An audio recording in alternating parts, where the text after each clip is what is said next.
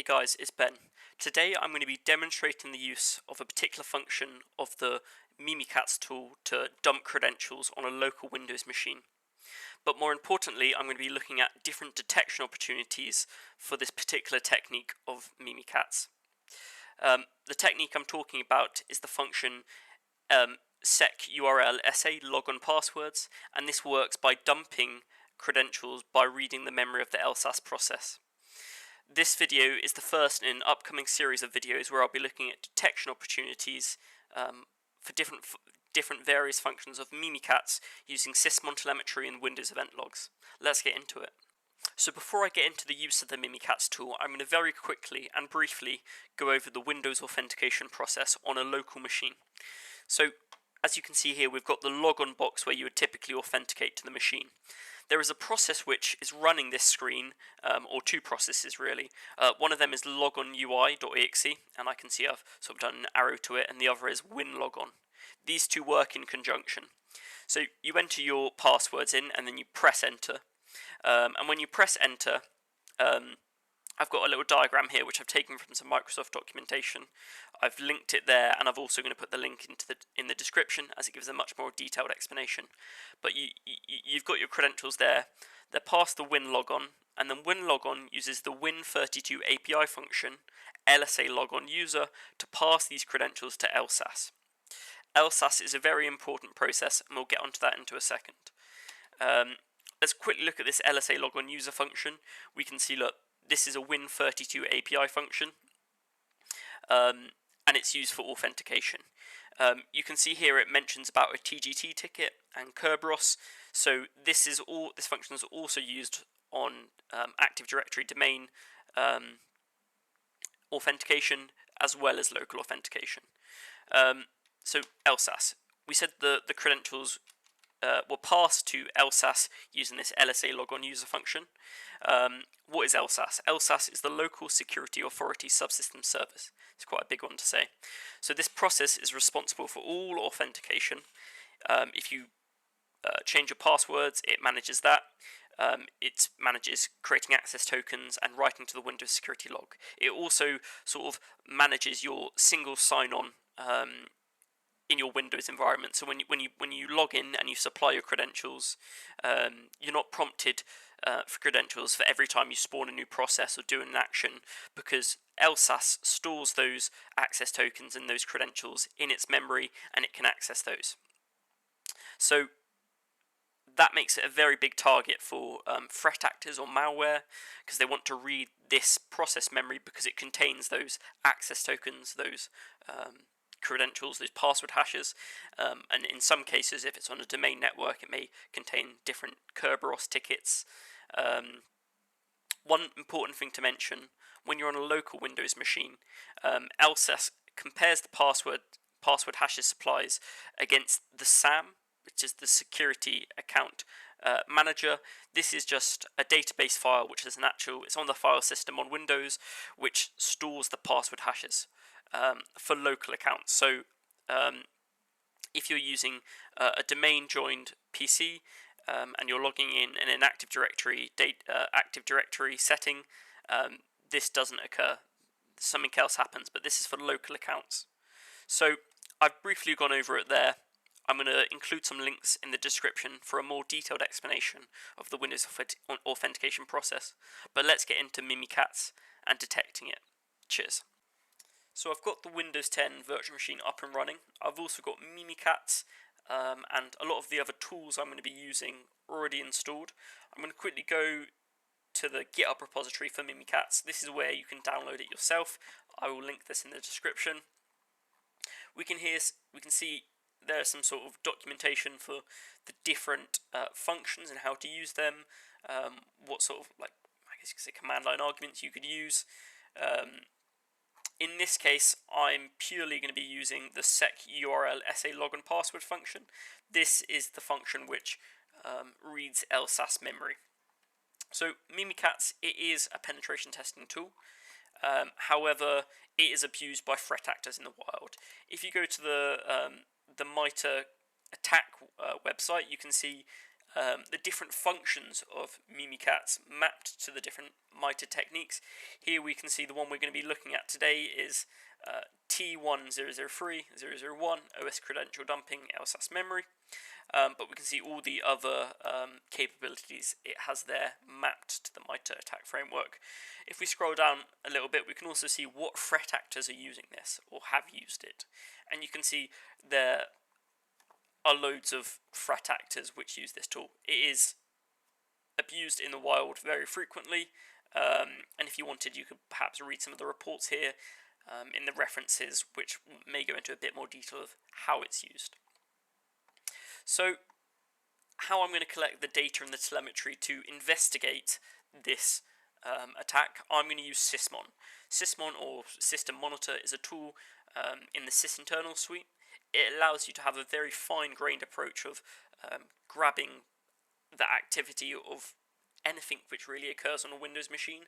It can monitor a wide variety of different actions, and you can supply a configuration file which basically allows you to choose what alerts you want to alert on, what you don't want to alert on, and you can basically get a very fine-grained approach to collecting telemetry on a Windows host. It is super powerful. I love it. So we can go and scroll down. We can see the different event IDs for Sysmon. So obviously you've got your process creation event ID 1. You can monitor network connections, DNS requests, image loads. So this is like DLLs being loaded into a process, which is event ID 7. Create remote threads, which is event ID 8. So if you may be investigating some process injection, you may want to look at event ID 8. And then the one we're going to be taking a particular interest in this YouTube video is event ID 10 process access. So when, let's say, a certain process accesses the memory of another process, it will flag event ID 10 process access. We can even see here in the description, it does say this enables detection of hacking tools that read the memory contents of processes like lsass. So this is the one we're going to be looking at in detail. If you want to get this up and running on your own Windows machine, you may want a configuration file. So Sysmon configuration. Swift on Security have created a great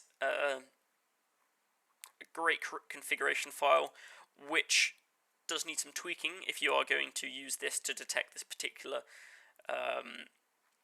attack. And if you go down to event ID 10, you'll see this has been disabled by default. The reason it's been disabled is because it can cause a high system load.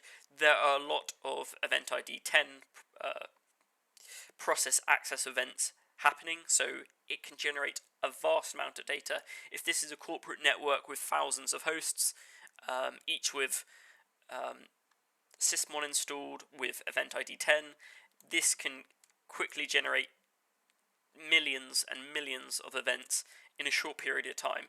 So if you wanted to, at the moment it's excluding it, if you wanted to include these events, you would change this include to exclude, and then when you supply your Sysmon configuration file, you change that, you would supply this XML file in the command line arguments as you're installing it.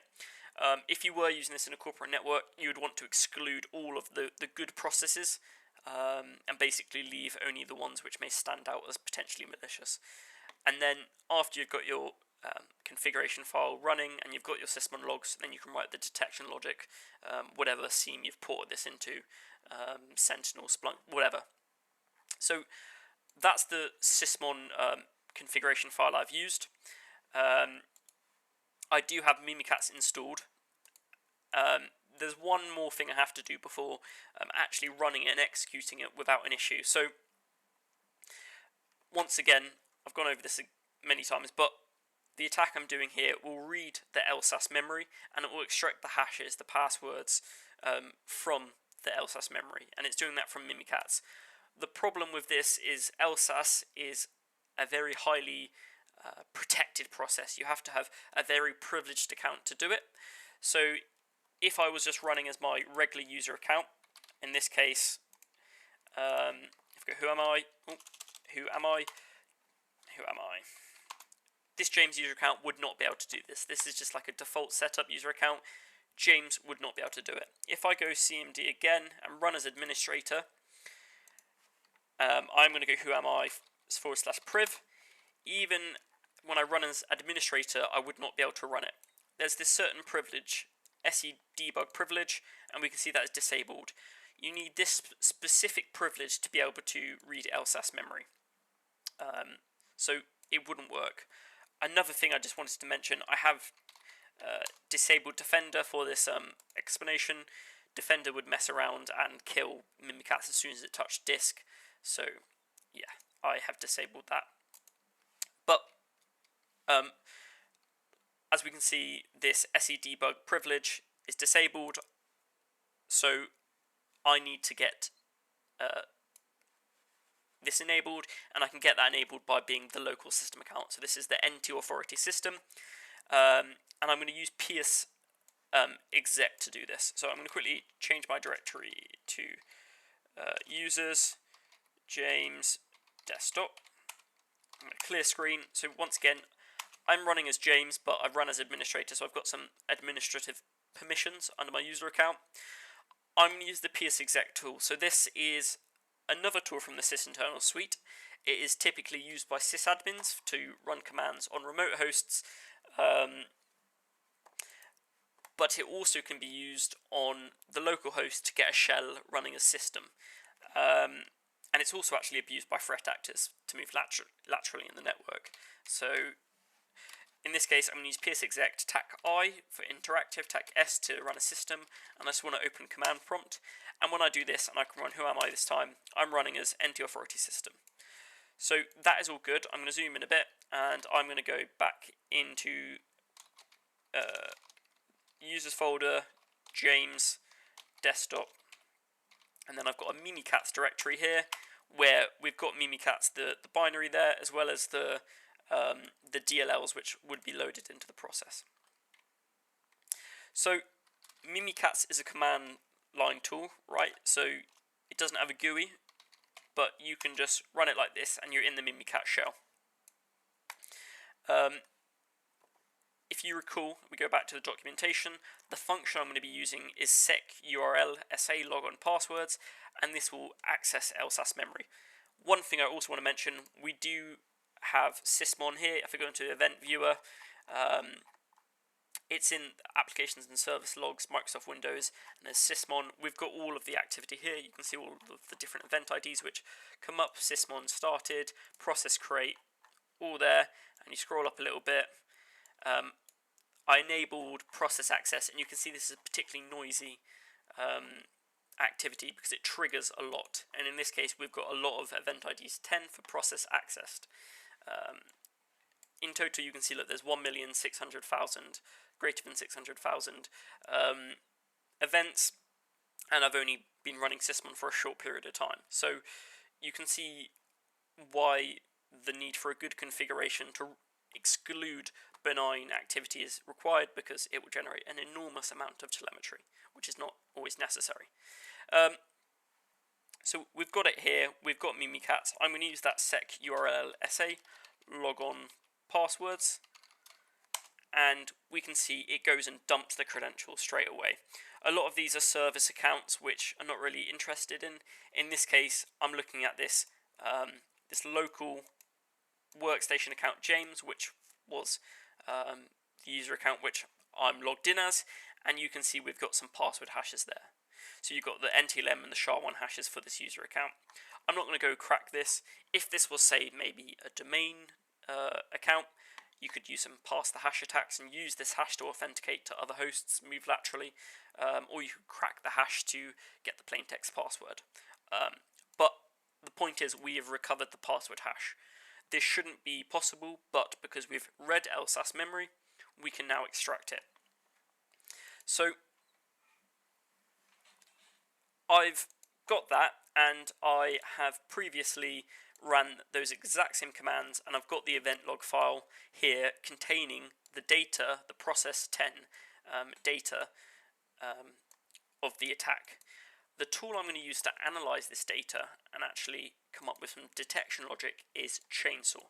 So this is a digital forensics and instant response tool. It's created by the With Secure team. It is fantastic. It basically allows you to do a load of stuff. There we go, examples.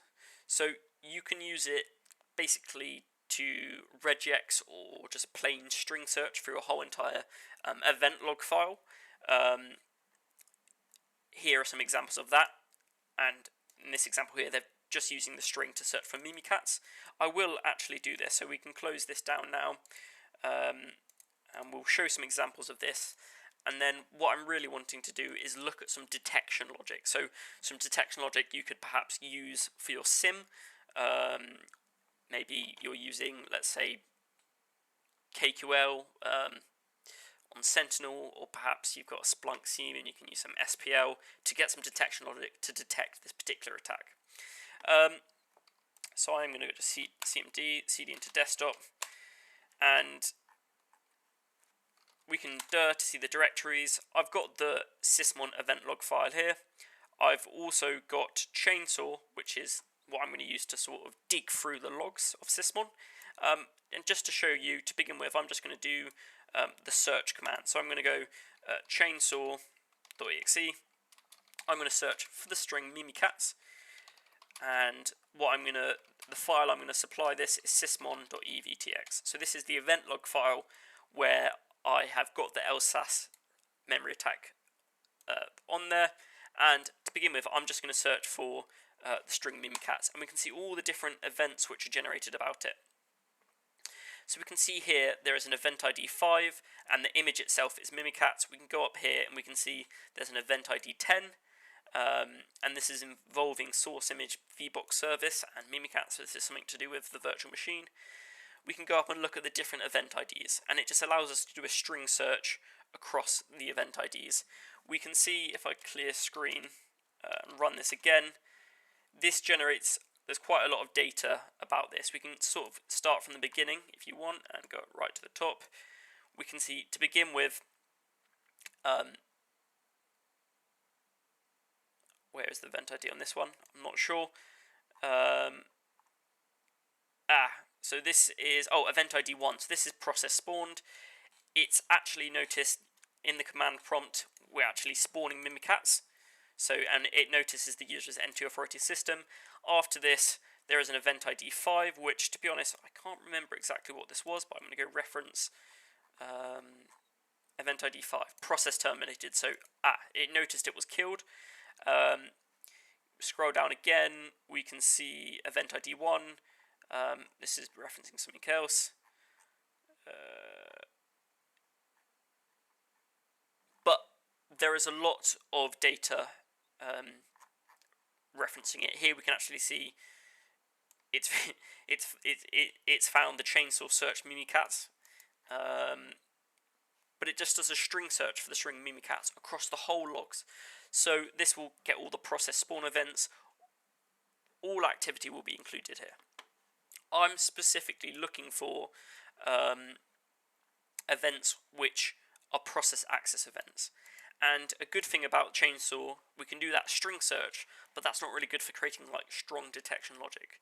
If you go down, you've got the hunting feature, and this will allow us to supply a Sigma rule set. So this is basically some detection logic, some sort of, I guess you could say like some vendor-free detection logic. You can use that, and you can supply that and hunt through the event log file. And I have created some detection logic for this. So I've got it here, lsass Mimikatz. I'm going to open with, I believe I've got some blind text. I'm pretty sure I do. No, I do. Sublime text, there we go. And here we've got the detection logic. I'm going to explain this in a bit more detail, but to start with, I am going to just get rid of this, just so I can explain it. So what we're doing here, we've got this Sigma file. The name of this detection is Mimikatz lsass dumping. And the description I've set is detect Mimikatz lsass dumping via Sysmon event ID 10 process access.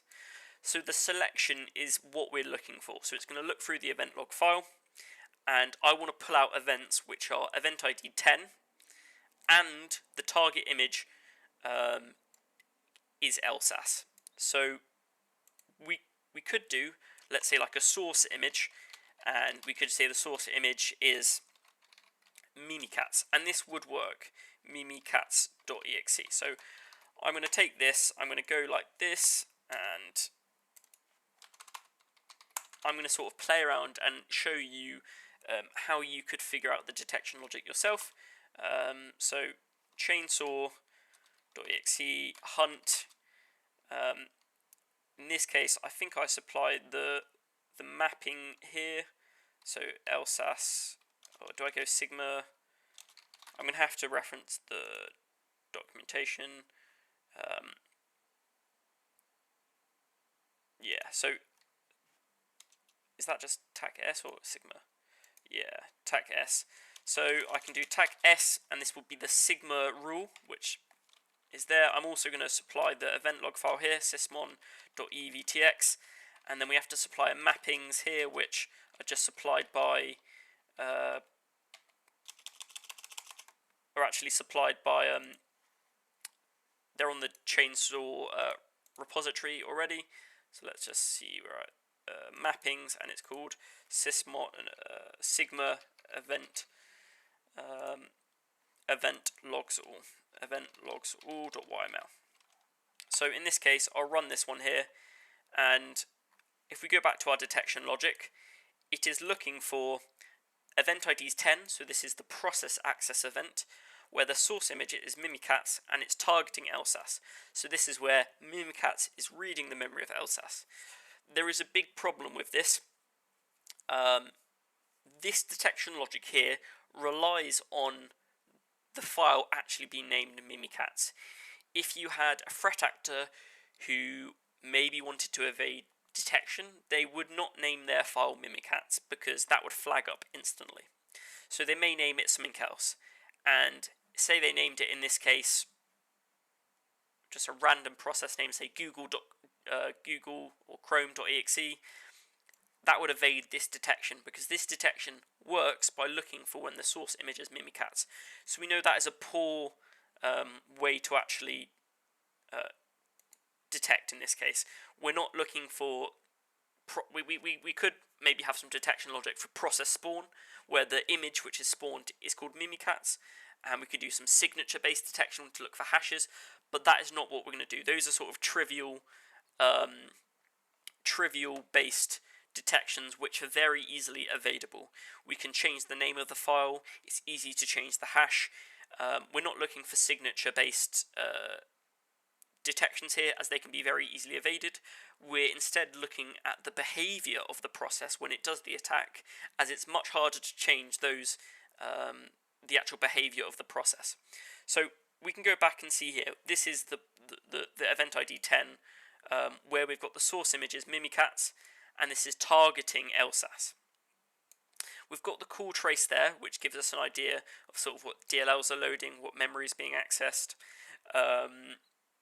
And what we can actually do is go full to give a full command line output here. We've got a bit more data here.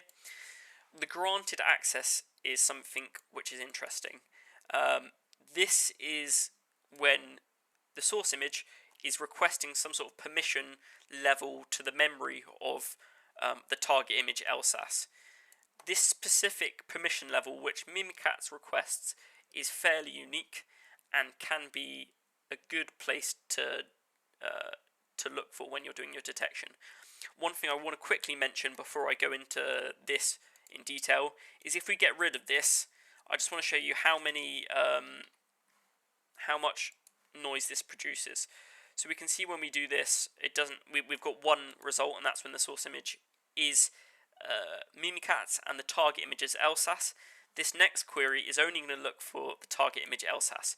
So I just want to show you how frequently this occurs. It may take a little bit longer to run. We'll see if it does run at all. But what I'm trying to show here is that lots of processes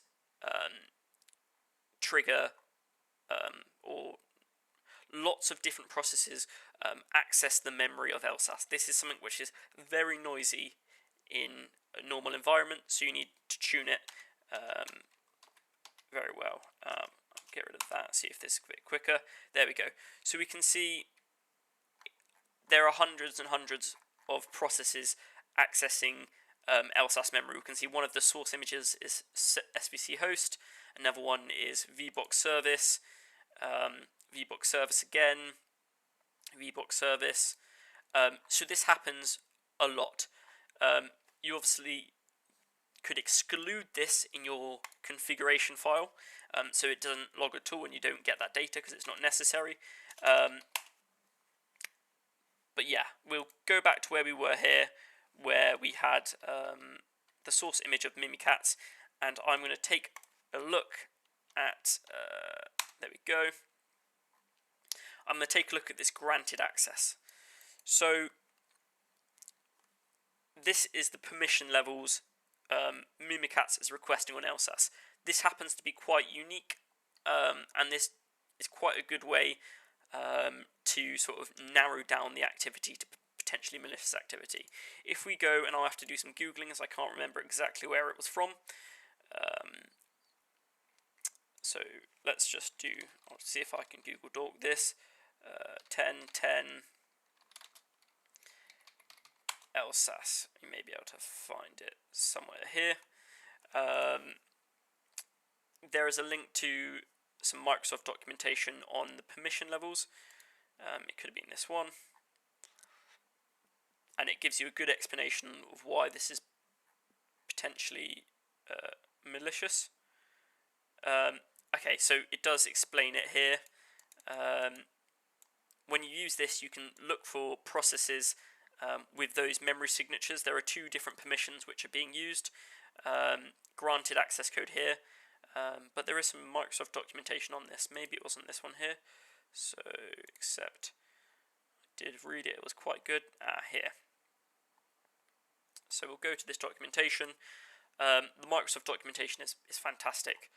There are two different process levels. There's one here, process VM read, and this is required to read memory in a process using read process memory. So there was that one there, that hex 0010, and there was also 0100, which I'll find it somewhere else. Let's see if I can just find it by going 100. There we go. Not that one, not that one. Not that one. Process query limited information. So it's these two here, process query limited information. This retrieves certain information about a process. And then the one we're really looking at here is process VM read. So this is required to read the memory of a process. This is the permission level, or the process security level, which was requested. And we can see that here in the granted access. It happens that not a lot of processes request this process VM read and process query limited information. This is quite a unique occurrence, so it happens to be something you can use to narrow down the activity and sort of weed out the false positives which we're not interested in. So I'll go back to here, and instead of using this source image Mimikatz, we can get rid of this line in the detection logic, and we can add some more here to say granted access, and in this case the access we're looking at is 1010. We can run this again, and we can see, I'm just checking, is that the same thing? It is. Mimikatz source image, it just looked a bit different. Mimikatz source image, and the target image is lsass. It is reading the memory of lsass. This is the event, and we've got the timestamp there. It's the same one as there. This is the event which triggered. This is sort of some detection logic we can use to trigger on when lsass memory is read by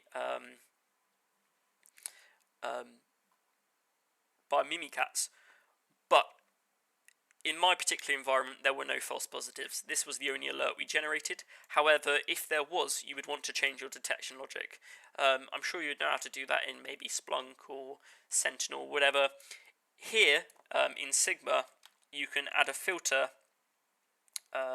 like this, filter, and then we would go like event ID 10, event ID 10, and let's say there's another process. Let's say I'll give a random one, source image. Let's say we saw another process pop up here which was doing it. I'm going to give a random example one which wouldn't, but say we saw, for example, Chrome was accessing this. We would add this Chrome dot here, and we could say selection and not filter, and this would basically exclude this here from the detection logic. So we can add our exclusions by using a filter and then supplying this to the sort of logic. So we want the selection, so event ID 10, and the target image is lsass, and the granted access level is this permission level here. And then we would say and not, where event ID 10 and source image chrome.exe. So this would give us sort of an exclusion. We probably didn't need to include event ID 10, we could probably just include it like this, and source image is not Chrome. In this case, there were no false positives, so I didn't need to include this.